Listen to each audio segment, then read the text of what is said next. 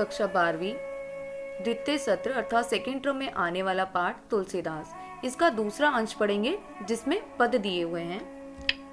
प्रस्तुत पद जो हैं गीतावली से लिए गए हैं जो तुलसीदास द्वारा लिखी गई है। इन पदों के अंदर माता कौशल्या की स्थिति को दर्शाया गया है, अर्थात जब श्री राम वनवास जा चुके थे तब माता कौशल्या का क्या हाल हुआ था वो सब यहाँ पे तुलसीदास ने वर्णित किया है। अर्थात प्रथम पद के अंदर क्या बताया गया है कि माता कौशल्या है वो इतना ज्यादा शोक में जा चुकी है, सदमे में जा चुके हैं कि उन्हें ये स्मरण ही नहीं रहता कि श्री राम जो है वो वनवास जा चुके हैं। ठीक है, तो राम के वनवास जाने के बाद माता कौशल्या का वर्णन है और माता कौशल्या क्या सोच रही हैं कि श्री राम अभी छोटे हैं। उनके बचपन का चित्रण उन्होंने यहाँ पे किया है कि वो उनके कक्ष में जाती है, अर्थात श्री राम के कक्ष में उनके कमरे में जाती हैं और उनकी चीज़ों को छूती हैं, उनको अपनी आंखों से लगाती हैं और जो है याद करती है उन्हें। ठीक है, फिर वो उनके कक्ष में जा रही हैं। ऐसा लग रहा है कि जैसे श्री राम जो है यहीं पे ही हैं, अभी उनकी बाल्यावस्था चल रही है और वो सो रहे हैं, तो माता कौशल्या जो है उन्हें उठा रही हैं बड़े प्यार से, उनको देख देख कर बहुत ज़्यादा रीझ रही हैं, उन पर न्यौछावर कर रही हैं अपने आप को। ठीक है, और वे बता रही हैं कि उनके जो सारे के सारे मित्र हैं, उनके जो भाई हैं, वे सब उनकी प्रतीक्षा कर रहे हैं। वे सभी भाइयों ने, मित्रों ने उनको जो जो खाने में चीज़ें चाहिए थी वो सब उन्होंने बता दी। अब श्री राम भी बताएं कि उन्हें क्या खाना है भोजन में। उनके जो पिता हैं राजा दशरथ है वो श्री राम का इंतजार करें तो वो उठे और जाएं अपने पिता के पास। तो इस तरीके की माता का चित्रण बताया गया है कि माता को बिल्कुल भी ऐसा एहसास नहीं हो रहा कि श्री राम यहाँ पे नहीं है, हालांकि वे वो सदमे में है, इसलिए वो जो है पुरानी बातों को याद कर रही हैं, बिल्कुल वैसे ही जैसे सच में अभी यहाँ पे श्री राम हो। अब यहाँ पे तुलसीदास जी बता रहे हैं कि भाई मेरे से जो है माता कौशल्या का इस तरह का चित्रण कर पाना बहुत कठिन है कि उनका हाल कितना ज़्यादा बुरा हो चुका है, वो कितनी ज़्यादा दुखी हैं। श्री राम के वन गमन जाने के बाद जैसे ही उन्हें याद आ जाता है, मतलब वो इस अवस्था में है, ठीक है, कि वो सोच रही हैं कि श्री राम छोटे हैं और वे उनके कक्ष में जा रही हैं, उनको उठा रही हैं। जैसे ही उन्हें याद आ जाता है कि श्री राम जो है वो वन में जा चुके हैं, वैसे ही वो जो है एक चित्रलिखित सी, अर्थात एक मूर्ति के समान, एक चित्र के समान, जो एक वस्तु के समान जो है खड़ी रह जाती है, सदमे में चली जाती है और बिल्कुल भी जो है वो स्थिर रह जाती है, वो अस्थिर नहीं होती, वो बिल्कुल भी हिलती डुलती नहीं है, वो इतने ज़्यादा सदमे में चली जाती है। तो उसके साथ ही कहते हैं कि भाई मेरे लिए जो है इनका चित्रण कर पाना बहुत ज़्यादा मुश्किल है और बिल्कुल उनके आंखों से आंसू जो है वो रुक नहीं रहे हैं मोड़ने के समान। तो ये तो रहा पहले पद का सार। अब इसकी व्याख्या कर लेते हैं। तो सबसे पहले है यहाँ पे जननी निरखाती निरखती बान धनुया, अर्थात जननी, यहाँ पे जननी कौन है? माता है। माता कौन? माँ कौशल्या। ठीक है, श्री राम की माँ कौशल्या जिन्होंने श्री राम को जन्म दिया था। निरक्ति, निरक्ति का अर्थ होता है देखती, अर्थात माता कौशल्या क्या कर रही हैं? देख रही हैं। बाण, अर्थात उनके जो बाण हुआ करते थे धनुष के, और धनुया है धनुष। ठीक है, उनके तीर और धनुषों को माता कौशल्या देख रही हैं, निहार रही हैं। बार बार उर नैनिन लावती, बार बार अर्थात बार बार वे एक क्रिया कर रही हैं, एक काम कर रही हैं। क्या? उर का अर्थ हो गया हृदय, तो वो क्या कर रही हैं? उन बाणों को जो है हृदय से लगा रही है। ठीक है, और क्या कर रही हैं? नैन लावती, अर्थात उनको नैनों से लगा रही हैं। प्रभु जी की ललितपन हिया, अर्थात प्रभु जी यहाँ पे श्री राम है, राम के बारे में बता रही है। उनकी ललित, ललित का अर्थ क्या होता है? बहुत ज्यादा वो जो है सुंदर है। ठीक है, ललित का अर्थ होगा सुंदर। किस सुंदर चीजों की बात कर रहे हैं? पनहिया, पनहिया का अर्थ हो गया उनकी जूतियां, अर्थात श्री राम के बचपन की जो जूतियां हैं उनको जो है वो अपनी आंखों से लगा रही हैं, अपने हृदय से लगा रही हैं, और जो जूतियां हैं वो दिखने में बहुत ज्यादा सुंदर हैं। फिर कबहू, अर्थात कभी वो क्या कर रही हैं? प्रथम ज्यो जाई जगावती, प्रथम ज्यो अर्थात सूरज की पहली जो किरण होती है, अर्थात प्रातः काल की जो पहली किरण होती है उसमें वो क्या कर रही हैं? जाई अर्थात जाती हैं, जगावती, जगावती का अर्थ होगा है जगाती हैं, अर्थात श्री राम के कक्ष में गई हैं और श्री राम को जगा रही हैं। कही प्रिय वचन सांवरे, अर्थात कही का अर्थ हो गया कहना, प्रिय वचन अर्थात मधुर मीठे वचन से वो अपने सांवरे को अर्थात श्री राम को उठाने का प्रयास कर रही हैं। उठो तात, उठहु, उठहु का अर्थ उठाना, ठीक है, या उठो तात अर्थात पुत्र।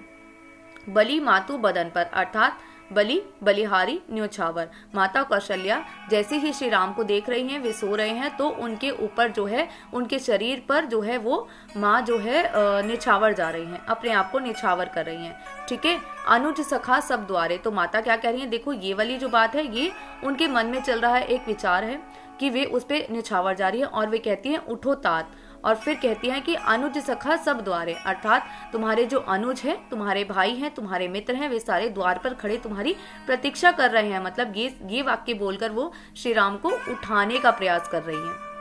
ठीक है। फिर कबहू कहती यूं, और कभी वो क्या कहती हैं, बड़ी बार भई जाहू भूप पह भैया, अर्थात बड़ी बार की बहुत ज्यादा, बड़ी बार भई, ठीक है, अर्थात बहुत ज्यादा जो है देर हो गई है। जाहू का अर्थात जाहू भूप, अर्थात तुम्हारे कौन, तुम्हारे पिता या राजा, भूप राजा दशरथ की बात की गई है। पाहा का अर्थ होगा पास, भैया अर्थात जाओ।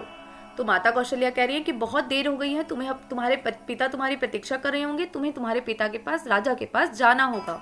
तो ये कहकर जो है वो श्री राम को उठा रही हैं। बंधु बोली जेइन जो भावे गई निछावरी, अर्थात बंधु, तुम्हारे बंधु हैं, कौन है तुम्हारे बंधु, तुम्हारे सखा और भाई, सभी ने क्या किया है, बोली इन सब भाइयों ने और मित्रों ने बताया है, जेइन जो भावे, जेइन अर्थात जीवन के लिए, अर्थात खाने के लिए। ठीक है। उनको जो भी जीवना है, जो भी खाना है, जो भावे, उन बच्चों को जो भी चीजें अच्छी लगती थी, भावे का अर्थ होगा अच्छे लगना। ठीक है। तो जो भी चीज उनको खाने में अच्छी लगती है, गई निछावरी मैया, अर्थात माता यहाँ पे बता रही हैं, श्री राम को बोल रही हैं कि भाई तुम्हारे सखा और तुम्हारे भाई, इनको खाने के अंदर जो भी अच्छा लगता है, इन सब ने अपनी अपनी इच्छाओं को प्रस्तुत कर दिया है, प्रकट कर दिया है मेरे आगे, और अब तुम भी बताओ। और ये बात बोलकर माता जो है अपने बालक को देखकर, श्री राम को देखकर और ज्यादा निछावरी जा रही हैं, निछावर सी जा रही हैं कि सब बालकों ने अपने मन की इच्छा व्यक्त करी, अब तुम भी अपने मन की इच्छा व्यक्त करो कि तुम्हें खाने में क्या चाहिए, तुम क्या जीवना चाहते हो। ठीक है। तो ये बात हो यहाँ पर श्री राम को वो याद करें। अब आगे क्या हुआ है कि माता कौशल्या अब सदमे से, मतलब पुरानी जो बातें वो याद कर रही हैं, ऐसा सच में यहाँ पे श्री राम प्रस्तुत नहीं है, यहाँ पे है नहीं, वो वनवास जा चुके हैं। अब माता कौशल्या को याद आ जाए, कभू ही समुझी वन गमन, राम को रही चकी चित्र लिखी सी, अर्थात अब कभी उनकी समझ में आ जाता है, चित्त में आ जाता है। ठीक है। वो होश में आ जाती हैं, कैसे कि वन गमन राम को राही, अर्थात राम जो है वो वन को जा चुके हैं, वे वनवास जा चुके हैं, और वे चौंक कर चकी, अर्थात चौंक कर चकित होकर चित्र लिखी सी, अर्थात वे बिल्कुल खड़ी रह जाती हैं, वे स्थिर रह जाती हैं, वे हिल डुल नहीं पाती, वे सदमे में खड़ी रह जाती हैं कि हाँ श्री राम तो यहाँ से जा चुके हैं, वे तो वनवास जा चुके हैं, और यहाँ पे श्री राम यहाँ पर नहीं है। फिर तुलसीदास जी कहते हैं, तुलसीदास वह समय कहते लागती, अर्थात तुलसीदास जी वर्णन करते हुए बता रहे हैं कि माता कौशल्या का ये हाल हो चुका है कि उन्हें लगता कैसा है कि प्रीति सीखी सी, अर्थात श्री मोर भी जिस तरह प्रेम के कारण जो है, मोरनी जो है हर समय रोती जा रही है विरह के कारण, उसके आंसू जो है वो रुक नहीं रहे हैं, वैसे ही माता कौशल्या के आंसू भी जो है वो नहीं रुक रहे हैं श्री राम के चले जाने पर।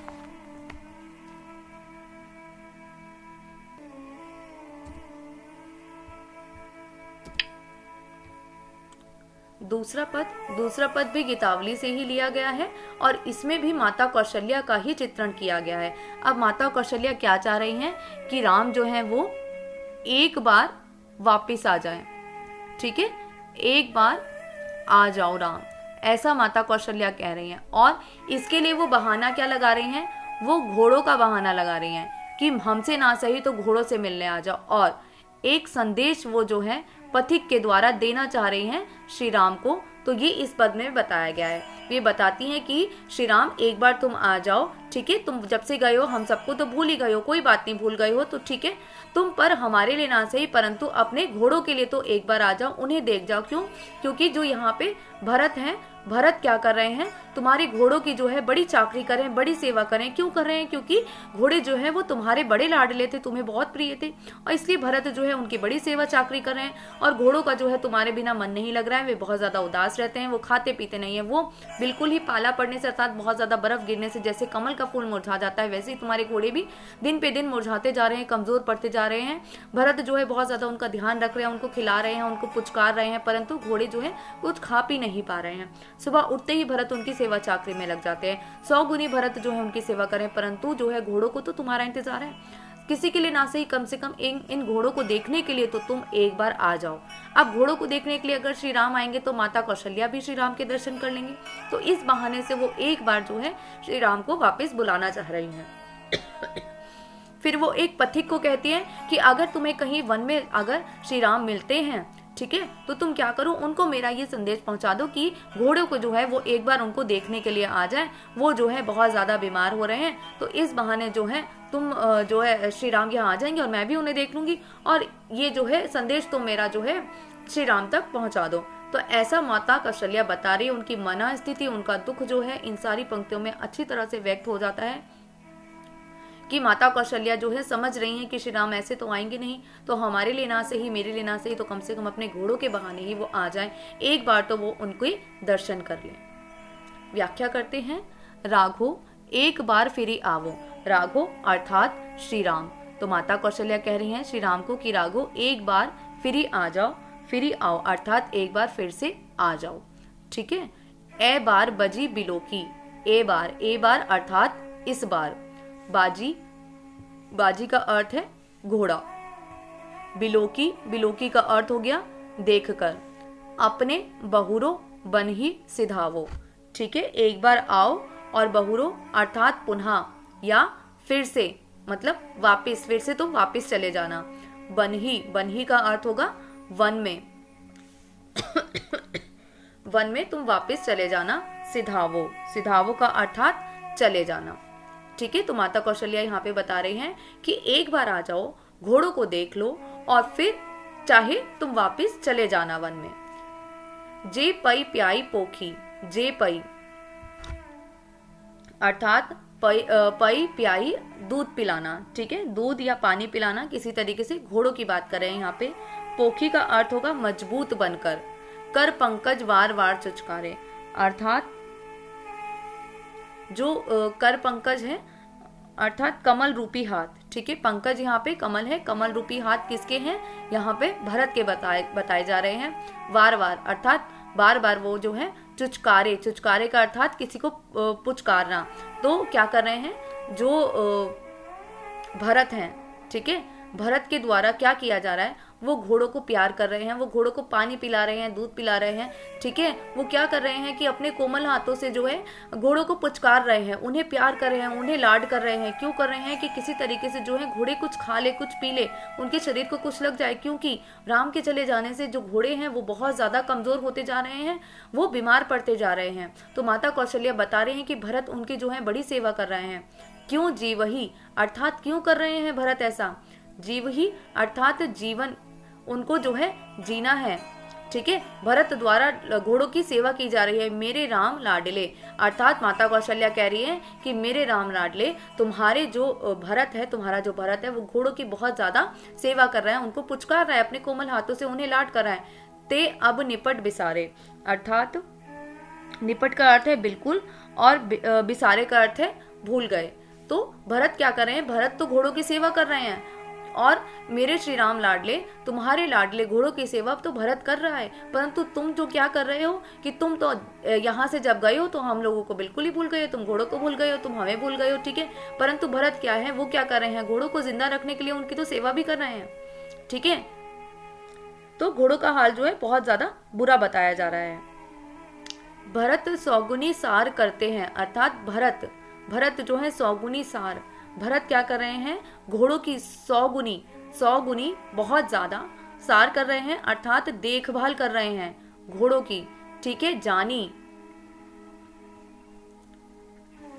का अर्थ करत हैं अर्थात भरत बहुत ज्यादा सेवा कर रहे हैं। अति प्रिय जानी अर्थात क्या जान रहे हैं, अति प्रिय, कि भरत को पता है कि ये जो घोड़े हैं ये तुम्हारे को बहुत ज्यादा प्रिय हैं, तुम बहुत ज्यादा प्रेम करते हो इसे, तो ये बात वो जानते हैं तिहारी कि तुम्हारे बहुत ज्यादा प्रिय हैं, इसीलिए जो है भरत उन घोड़ों की बहुत अधिक 100 गुनी सेवा कर रहे हैं, उनकी देखभाल कर रहे हैं। तदपि दिन ही दिन होत, मतलब तदपि अर्थात फिर भी घोड़ों का हाल जो है दिन पर दिन होत झावरे, अर्थात वो होते जा रहे हैं, झावरे अर्थात मुरझाते जा रहे हैं, झड़ते जा रहे हैं, अर्थात वो पहले हुष्ट पुष्ट हुआ करते थे परंतु अब वे बीमार कमजोर दुर्बल होते जा रहे हैं। मानहु कमल हिम मारे, अर्थात मानहु का अर्थ मानो या जैसे, कमल जो है हिम मारे अर्थात बहुत ज्यादा बर्फ गिरने से क्या होता है, बहुत ज्यादा पारा गिरने से क्या होता है कि जो बर्फ गिरती है तो कमल का फूल जो है वो मुरझा जाता है, खराब हो जाता है। ठीक है, तो ऐसे ही घोड़े भी जो हैं बिल्कुल उसी कमल के समान खराब होते जा रहे हैं, मुरझाते जा रहे हैं, झड़ते जा रहे हैं। सुनाहु पथिक, अब माता जो है इस पंक्ति में संदेश दे रही हैं। सुनाहु पथिक, पथिक को यात्री को वो बोल रही हैं, ठीक है, क्या कि जो राम मिल ही वन कहियो मातु संदेश, की अगर जो तुम्हें कहीं राम मिल जाए तो मेरा ये संदेश उन तक पहुंचा देना। तुलसी मोही और सभी ते इनको बड़ो अंदेशो, तो तुलसीदास जी कहते हैं कि मोही और सभी से अर्थात मुझसे और अन्य सभी से इनको बड़ो अंदेशो, अर्थात इनको ही तुम्हारी सबसे ज्यादा जो है फिक्र है। ठीक है, तुम जो है किसी के बारे में सोचो ना सोचो परंतु घोड़ों के बारे में जरूर सोचो। तो पथिक को माता कौशल्या यही संदेश दे रही हैं कि तुम्हारे जाने का जो सबसे ज्यादा दुख है वो केवल इन घोड़ों को ही है, तो कम से कम किसी के लिए ना सही तो इन घोड़ों को देखने के लिए तो तुम अवश्य ही यहाँ पे एक बार आ जाओ।